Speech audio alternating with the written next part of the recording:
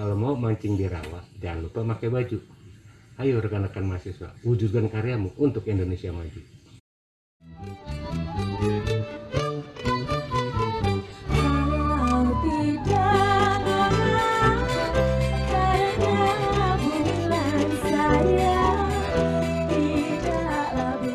Nama saya Bang Jack ya. Nama benernya Bang Jajuri ya. Kebetulan saya punya pendidikan lumayan ya. Itu ya, kalau lengkapnya Bang Jajuri SEMSI. Kok nggak ada seninya? Iya emang, karena seni itu perlu di manage kan gitu ya. Kalau seninya doang nggak di manage, ntar berantakan juga kan gitu. Nah, kebetulan juga saya sebagai pimpinan Sanggar Seni Argawana ya, yang cukup lama ya, sejak tahun 95 ya, saya mencoba mendirikan ya Sanggar Seni Argawana ini ya, yang artinya arga gunung, wana hutan. Itu adalah sumber kehidupan. Artinya apa? Back to nature, kita kembali ke alam. Sehingga filosofi dari Argawana ini adalah mengadopsi atau mencoba ya hidup ini sesuai dengan alam. Ya. Jangan melawan alam. Ya mudah-mudahan harapan dengan Argawana ini ya, alam bisa lestari. Kegiatannya tidak hanya pada bidang lukis dan patung, juga pada bidang teater ya, terutama pada tari-tarian ya, terus palang pintu, dan kita memang berfokus pada budaya Betawi. Artinya apa? Kita ingin ya budaya Betawi ini ya, walaupun belum seberapa yang kita bisa, paling tidak ini nggak punah. Ya. Sehingga sejak tahun 95 itu kita berfokus ya kepada apapun yang kita lakukan, apapun yang kegiatan yang kita lakukan itu bernuansa Betawi. Souvenir pun kita buat semuanya serba Betawi. Oh, kebetulan nih Bang, Ya. Ani mau nanya nih. Tadi Bang Dik menyinggung soal ondel-ondel. Kalau boleh tahu sejarahnya gimana tuh Bang? Kalau sejarah ondel-ondel udah banyak yang nulis ya. Cuma memang tidak ada yang pasti yang benernya kayak apa. Karena memang kebetulan ya, kita nih kebiasaan kita ya, mungkin hampir seluruhnya paling males nulis, paling males mencatat. Sehingga ya secara detail tanggal bulannya berapa itu ondel-ondel tidak diketahui. Tetapi ya berdasarkan sejarah yang ada ya, pada abad ke-17 ya, William Scott itu salah seorang penulis ya dari Eropa, di daerah Jawa itu melihat ya ada seiringan manusia, orang-orang sedang mengiringi big puppet, boneka besar ya, diiringi oleh tetabuhan alat-alat dapur, ada panci, ada dangdang ya, kan itu bukan ingat banci langsung ditendang ya, itu artinya apa ya, dengan alat-alat dapur ya diiringi itu ya kan, pada abad sekitar 17 itu. Jadi untuk tahun bulannya tuh nggak ketahuan bulannya tanggal berapa ya, karena memang tidak tercatat. Soal ini Abang di pimpinan bagian Sanggar Argawana ya? Ya betul. Sanggar Argawana ini dibangun sejak kapan Bang? Kalau dibangun kan nggak seperti bangun rumah ya, pertama Iya. fondasi dulu ya. Sebenarnya bukan bangun ya. Nah, itu didirikan. Bedanya bangun dengan didirikan berbeda ya. Nah, itu definisi lain lagi, agak dalam juga kan, terlama lagi kan gitu. Sebenarnya gini ya, saya hobi seni itu sejak kecil ya. Seingat saya SD, SMP saya tuh gambar mulu ya kan. Nah, SMP saya nyablon kemana aja, pokoknya belajar aja seni. Sampai saya belajar juga setelah SMA, saya belajar lagi tuh, walaupun sekolah saya bukan bidang seni di SMA. SMA saya pada waktu itu Agriculture Development School ya kan. Nah sekolah inilah yang membentuk ya pribadi dan tekad saya ya, lebih dari mungkin dari teman-teman sekolah yang lain, karena kita digembleng ya, makanya itulah saya ambil Argawana, Arga Gunung Wana Hutan. Kebetulan sekolah saya khusus bidang pertanian pada waktu itu. Nah, waktu SMA ini ya, di kesempatan saya belajar seni ya, ikut nyablon di mana-mana kan gitu. Nah, saya juga belajar di berbagai tempat ya. Akhirnya saya berfokus, saya ini anak Betawi, punya kewajiban moral ngebangun Betawi. Ya, dulu saya ngelukis segala macam, bikin patung, akhirnya saya berfokus loh ya, gue punya kewajiban moral ngembangin ini budaya Betawi. Kayak gitu. Mulai dah pada tanggal 13 Maret tahun 95 ya, kan, gitu. Ya, saya mencoba mewujudkan apapun yang saya produksi ya, dengan teman-teman semuanya bernuansa Betawi. Mencoba dari ondel-ondel ya, alhamdulillah sampai sekarang ini tetap eksis. Untuk di sini kegiatan sanggarnya ada apa aja ya Bang? Kegiatan sanggar ada apa aja? Ini Iya. pertanyaan gue bingung saya. Kalau ada apa kan itu sebenarnya apa aja sih yang dilakukan di sanggar? Iya. Kan gitu. Kalau ada apa aja barangnya udah ada. Ada. Kan gitu ya. Wah di meja ini ada pulpen, ini ada kopi, pakai cangkir kan gitu. Baru dicium pipi, pasangan udah nyengir kan begitu. Ya sudah banyak ya kegiatan kita. Awalnya sih ya kita bicara ini sebelum pandemi ya. Dikala tidak pandemi ya kegiatan kita ya diantaranya palang pintu ya. Nah, palang pintu yaitu menyambut tamu ya. Ada sejarahnya lagi ya kan. Terus ada tari-tarian ya, tari Betawi bukan tari yang lain ya, bukan dance segala macam. Dan kerajinan Betawi, souvenir-souvenir Betawi kan gitu. Souvenir. Ya, juga dekorasi ya kita sering dipanggil untuk hajatan, acara ulang tahun, acara peresmian perusahaan, itu semua dekorasi kita bernuansa Betawi.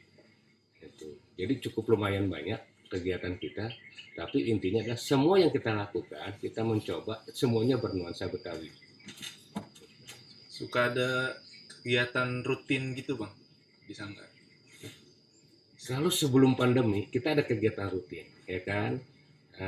Seminggu 2 kali latihan gambang kromong kan gitu ya, latihan gambang kromong ya. Gambang kromong kita tetap argawana juga namanya kan gitu ya, alat kita lengkap ya. Terus pelatihan keterampilan. Jika ada pengunjung ya kita sering ya, paling nggak waktu itu sebulan sekali ya kita dapat kunjungan wisata dari Setu Babakan ya, itu belajar bikin ondel-ondel, miniatur ondel-ondel dari barang-barang bekas, ada yang dari kop bekas, ada yang dari aqua bekas ya kan. Kenapa sih kita bikin seperti itu? Karena gini, saya sedikit cerita tentang ondel-ondel. Banyak orang, banyak masyarakat, banyak anak muda ataupun orang tua itu masih takut sama ondel-ondel Ya, masih kan takut. gitu. Kenapa? Ngeliat bentuknya serem, gede. Ya, besar. Nah, gimana kita bisa ngembangin sebuah karya seni ya? Ini kan warisan nenek moyang ya, untuk dikenal dan dipelajari. Kalau udah pada takut kan nggak mungkin. Makanya kita coba ya dari sedini mungkin biar kenal tuh ondel-ondel. Kita bikin agak lucu, manis ya, nggak nakutin, nggak nyeremin.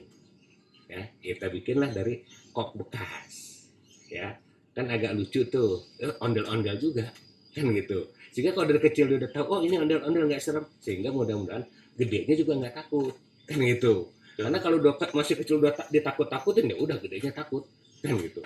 Yaitu kenapa sih kita bikin beberapa variasi ya ondel-ondel ini, kita modifikasi segala macam seperti itu. Karena terus terang aja ondel-ondel itu nggak ada pakemnya secara pasti, nggak kayak mohon maaf kayak Semar umpama, kalau kita bikin kurus diprotes orang kan gitu.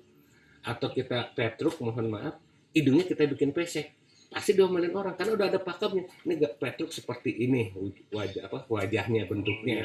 Semar seperti ini, Gatot Kaca seperti ini, kita rubah orang marah tahu kan gitu.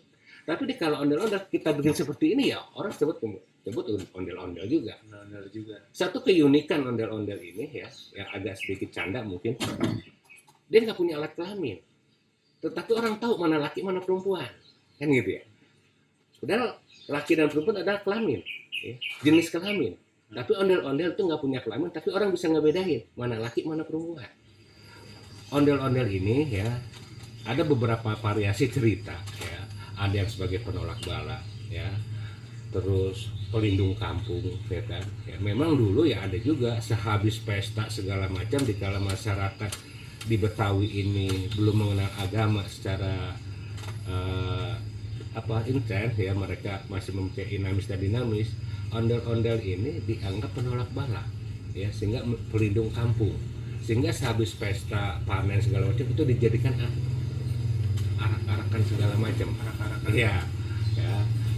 Sekarang ini udah berbeda ondel-ondel itu, dan ondel-ondel lu diiringi pakai alat tanjidor segala macam. Sekarang udah bervariasi ya, jangan lihat ondel-ondel yang di jalan kan gitu. Ini lain cerita kan gitu. Kita pisahkan yang itu, kita bicara ondel-ondel secara seni dan budaya ya kan. Ya. Dimana ondel-ondel adalah warisan nenek moyang ya, yang harus kita jaga dan kita lestarikan kan gitu. Berbagai bentuk, dulu mah belum ada ondel-ondel kayak begini kan gitu, atau on the road belum ada. Ini sebagai bentuk dalam rangka mengembangkan untuk memperkenalkan budaya Betawi ya dari sedini mungkin ya kan? Sebenarnya ada filosofi warna, kenapa yang satu merah, yang laki, yang perempuan putih. Yang warna merah ya, mukanya itu menandakan keberanian dan ketegasan. Kumis berani dan tegas kan gitu, karena orang laki harus berani dan tegas kan gitu. Nah Bang, untuk pertanyaan yang terakhir nih. Yang belum terakhir tuh nggak apa-apa. Oh. Ya. Pertanyaan terakhir nih Bang, untuk saat ini sekarang kan lagi pandemi. Dampaknya kegiatan di sanggar tuh gimana Bang? Dampak pandemi ini sebenarnya seluruh sektor akan berdampak ya. Karena memang dalam kondisi pandemi ini ya kita harus saling menjaga ya segala macamnya dengan prokes yang ketat ya. Otomatis prokes yang ketat ini akan berpengaruh pada kegiatan ya. Tidak bisa boleh berkumpul lah di sanggar kan harus berkumpul ya, ya. Ya dengan adanya kejadian musibah pandemi ini ya mau nggak mau kita harus menjaga diri, membatasi kegiatan semampu kita tuh apa ya, yang penting sebenarnya sebuah prokes ya kan itu. Sanggar ini kan sifatnya hiburan ya, pendidikan ya. Kedua kegiatan ini semuanya ngumpulin orang kan gitu, sementara kita dilarang berkumpul nggak bisa kan itu otomatis, tapi kita tetap berkarya, kita optimis ya kan. Jadi secara garis besar kondisi pandemi ini sangat berpengaruh ya, ya tidak hanya pada sanggar tapi secara menyeluruh ya. Yang penting intinya jangan lupa, jangan bosan, jangan berhenti berkarya Yang berarti berkarya sesuai nurani kan gitu. Terakhir pesan saya ya, durian enaknya dimakan ya sama teman-teman biar enak suasana. Kalau man ke Setu Babakan jangan lupa mampir ke Sanggar Seni Argawana. Terima kasih.